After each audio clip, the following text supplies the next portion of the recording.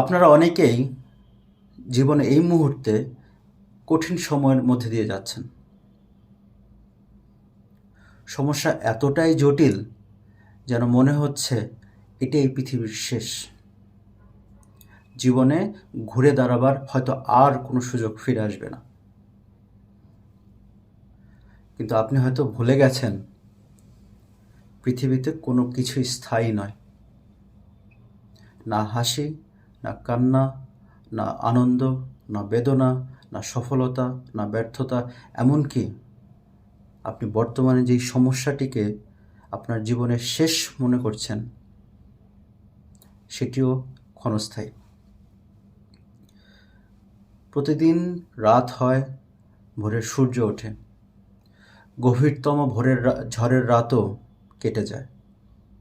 ঠিক তেমনি আপনার জীবনের সবচেয়ে কালোতম অধ্যায় পেরিয়ে ইনশাল্লাহ একদিন আপনি আলোর পথে যাবেন। চার্লি চ্যাপলিন একটি কথা বলেছিলেন, পৃথিবীতে কোনো কিছু স্থায়ী নয়, না এমনকি আপনার সমস্যাগুলো।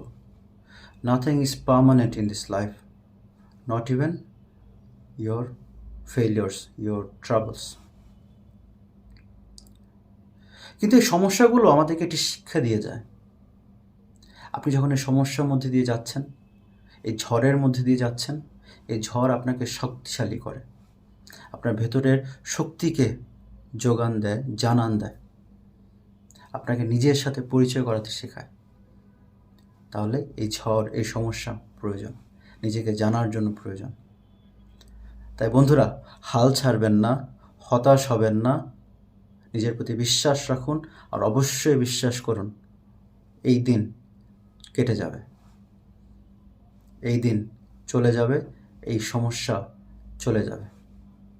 হয়তোবা দেখা যাবে 1 বছর পর আপনি এই সমস্যাকে মনে করে নিজের প্রতি হাসছেন, আরে একে নিয়ে আমি এত ডিপ্রেশনে ছিলাম, এত হতাশাগ্রস্ত ছিলাম। আপনাদের মঙ্গল হোক। যদি ভালো লাগে শেয়ার করবেন।